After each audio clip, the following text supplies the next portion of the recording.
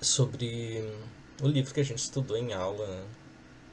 Mas para vocês recapitularem, estudarem para a prova, para o Enem, né?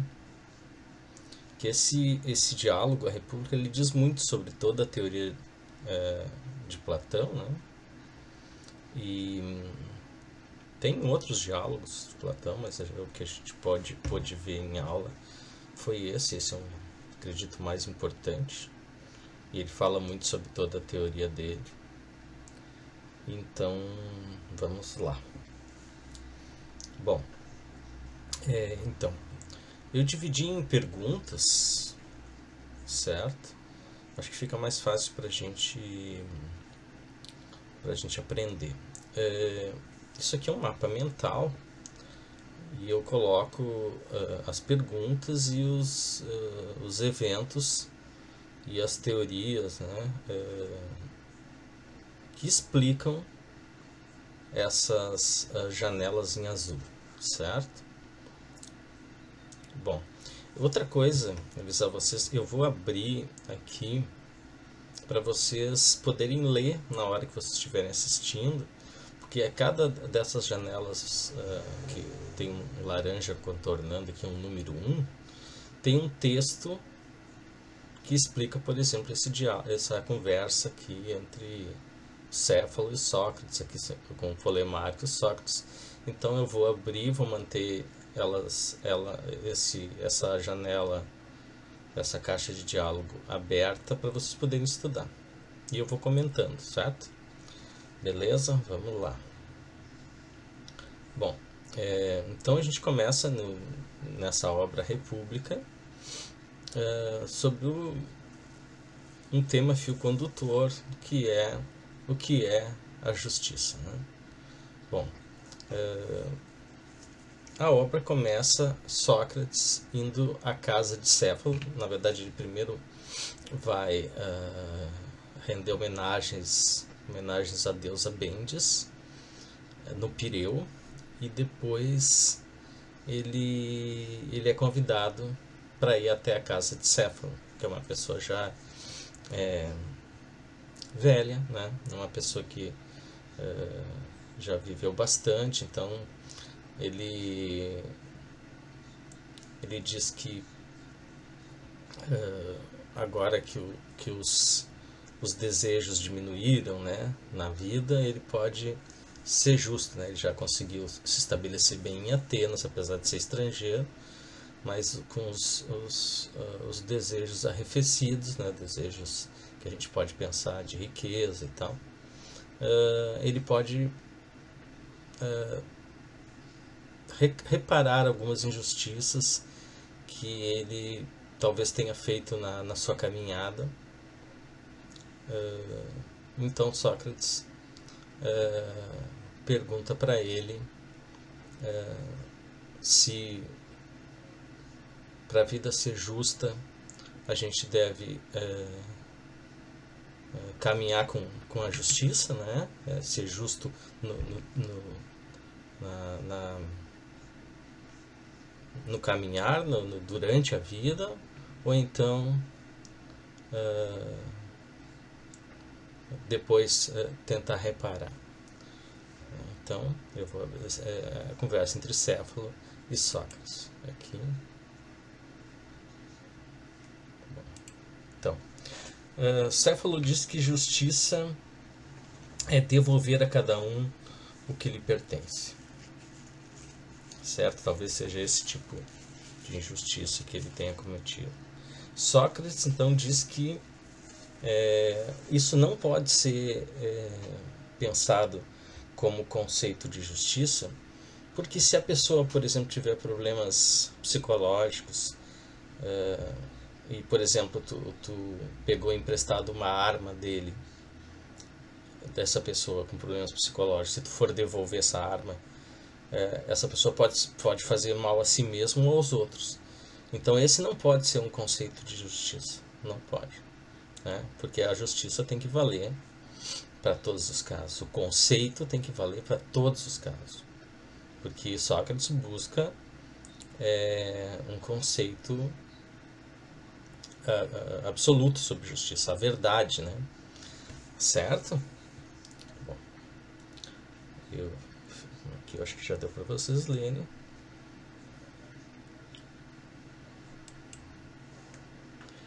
Céfalo então não quer discutir e se retira, e ele deixa para seu filho Polemarco debater com Sócrates. Bom, então, Polemarco, de forma diferente, ele afirma que justiça é fazer bem aos amigos e mal aos inimigos. O Sócrates vai contestar, ele vai dizer que a justiça, fazer justiça é uma contradição, né, entre fazer o mal, né? As coisas elas não combinam, né? Elas são contraditórias, né? Fazer o mal e ser justo é contraditório, então também não pode ser, né? O justo não admite o mal, certo? Bom, então a conversa passa para Trasímaco. Trasímaco, então, é um sofista, e ele vai dizer que o que? Ele vai dizer que a justiça é a conveniência, é a utilidade do mais forte, certo? Então, o Sócrates vai dizer, se é a conveniência do mais forte, ele cita uma lenda, uma história que se conta em Atenas, de que um lutador de Pancrácio, que pode ser um vale-tudo, uma luta greco-romana, para a gente entender, comeria um boi por dia para comer muita proteína, para se tornar muito forte. Mas será que se a justiça é a conveniência para o lutador de Pancrácio, será que seria para a gente comer um boi por dia? Bom, isso é uma ironia que é muito característica dos discursos de Sócrates, certo? Como vocês sabem, Sócrates é o personagem dos diálogos de Platão, dos livros de Platão. Bom, o Trasímaco fica muito bravo, dizendo que o Sócrates está sofismando, né? Mas ele vai dizer mais, ele vai dizer que, além de ser a conveniência e a utilidade do mais forte, né, é muito mais fácil ser injusto e parecer justo, certo? Quem é injusto se dá muito melhor na vida, mas tem que fazer a propaganda, né? Tem que ser justo, tem que parecer justo, isso a gente pode ver até na boca de muitas pessoas comuns ou mesmo políticos, autoridades, né? A gente vê na boca de muitos deles, certo? Criam narrativas para fazer parecer, né, que são justos e na verdade não são. Bom,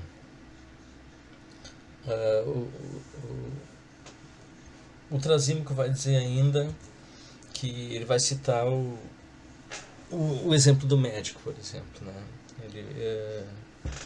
Ele vai dizer que o médico ou o pastor, tem esses dois exemplos no livro, fazem da sua profissão a mais importância é ganhar dinheiro, né? Fazer da sua profissão o mais importante é ganhar dinheiro. O Sócrates vai dizer que ganhar dinheiro é uma parte, né? É uma parte da profissão, mas curar as pessoas também é outra parte. O Trasímaco quer dizer que o médico engana dizendo que quer curar as pessoas, mas na verdade ele quer ganhar dinheiro. O pastor engana que quer cuidar das ovelhas, mas na verdade ele quer ganhar dinheiro. E o Sócrates vai dizer que não, que há a questão do dinheiro, mas também há a questão de cuidar das ovelhas e de curar as pessoas, certo? Bom,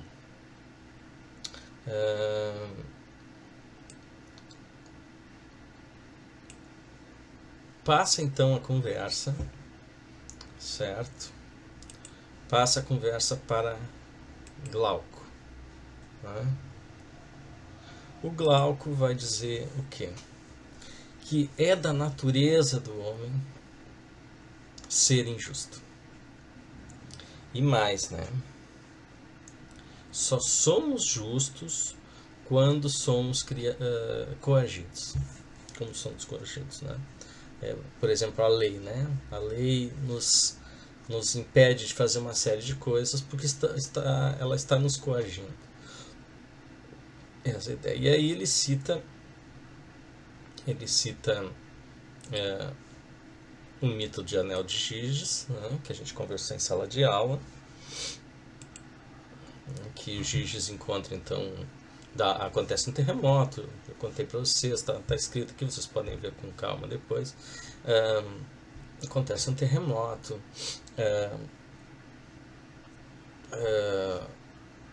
abre uma cratera e o Giges encontra então um cavalo morto. Ele abre o cavalo, tem uma pessoa dentro, tem um anel, ele retira o anel. Ele é um pastor, né? Ele é uma pessoa simples. Onde ele vive é governado por um tirano e sua esposa, mas ele pega esse anel, ele sem querer ele gira esse anel e descobre que ele pode ser invisível. Sendo invisível, ele seduz a mulher do tirano, mata o tirano e se torna um tirano pior que aquele que governava a cidade, né? A região que ele morava. Então, Glauco quer dizer com isso que somos coagidos, então, né? Se pudéssemos ser invisíveis, faríamos horrores, certo? Bom, isso então é o debate sobre justiça. Como é que termina isso? Termina que Sócrates diz o seguinte: bom, também não consegui responder a todos, então a gente tem que ampliar o nosso campo de visão. A gente tem que pensar na cidade de maneira macro, né? E buscar como essa cidade deveria ser para solucionar essa série de argumentos, para rebater essa série de argumentos que traz Trasímaco, que traz o Glauco, né? Que eles dois trazem, na verdade, para a discussão. Bom.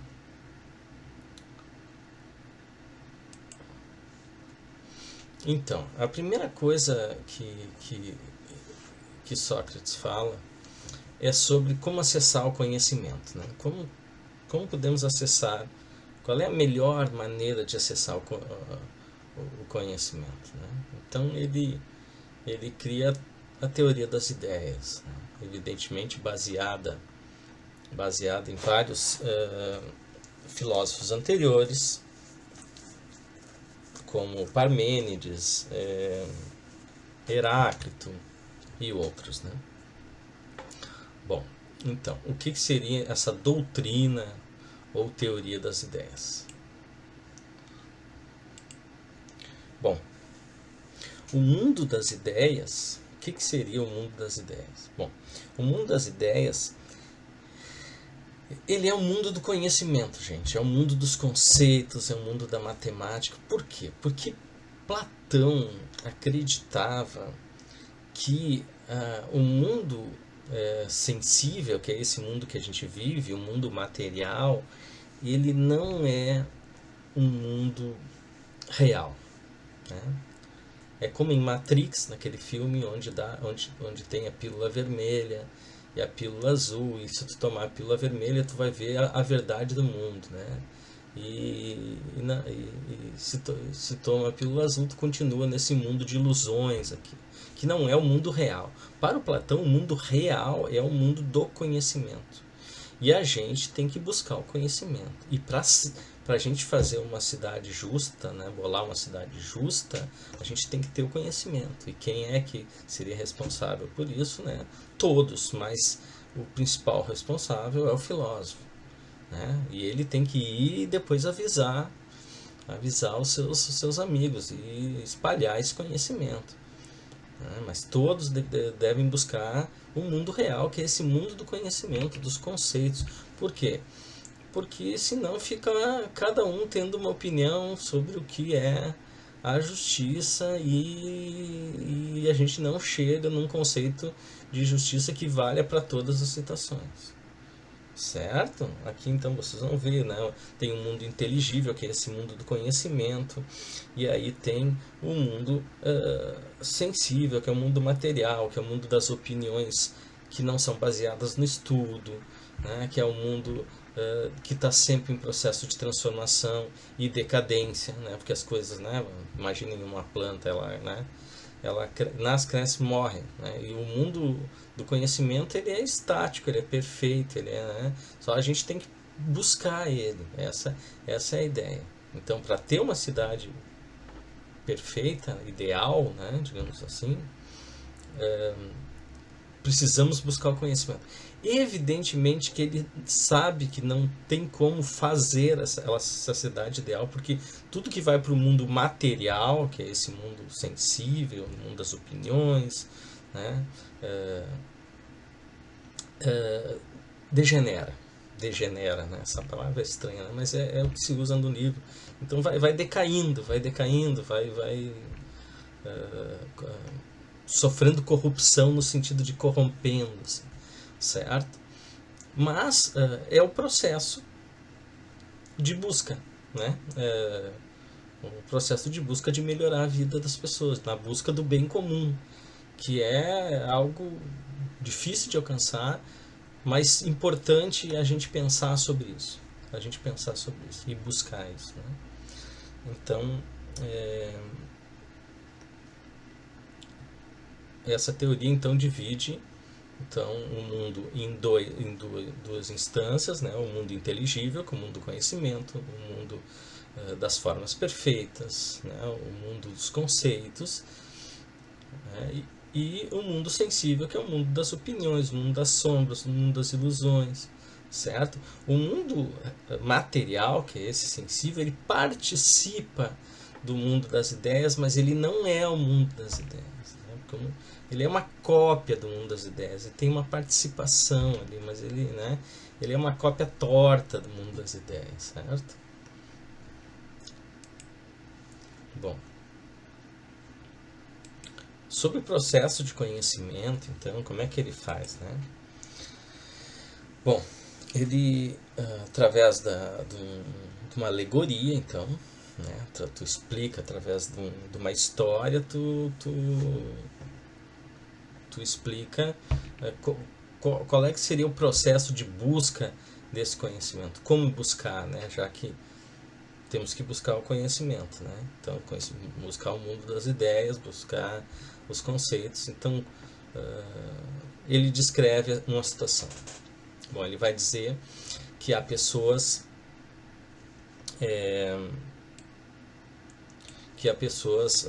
acorrentadas dentro de uma caverna, enfim, né? Que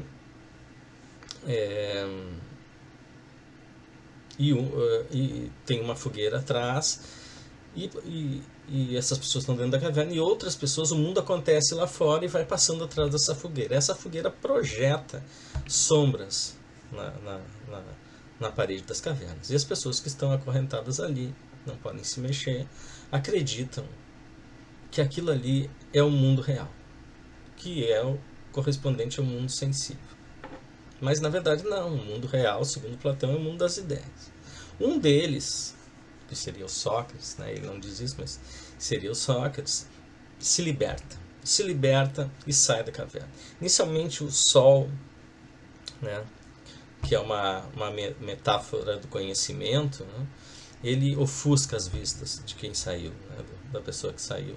Mas com o tempo essa pessoa se acostuma e começa o processo da busca do bem, né? Ele diz inclusive que o sol é o filho do bem, né? É um processo de conhecimento para alcançar o bem de todos, o bem comum, ou bem em si mesmo, se vocês preferirem.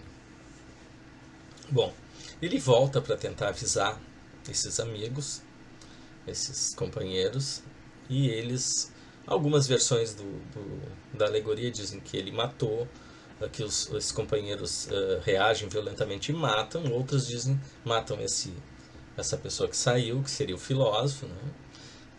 Sócrates seria, e algumas versões dizem que mata, outras dizem que ameaçam de morte. Muitos dizem também que é uma referência à morte de Sócrates, que foi condenado a morrer com veneno de cicuta, né? Que é uma erva venenosa. E esse processo de saída da caverna é uma metáfora para a educação, né, gente? Para a gente a busca do conhecimento só é possível através da educação, e não é qualquer educação, né? E ele vai depois descrever o tipo de educação que ele acha adequada para a gente buscar o conhecimento. Bom, são 20 minutos, então essa é a primeira parte, senão fica muito pesado, né, o vídeo.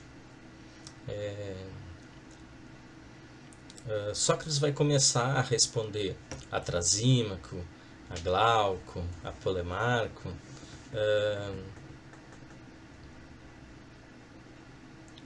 tentando responder qual é a cidade dela, certo? Ele já descreveu como a gente deveria buscar o conhecimento, que é uma parte bem importante, e agora ele vai descrever a estrutura da cidade, né?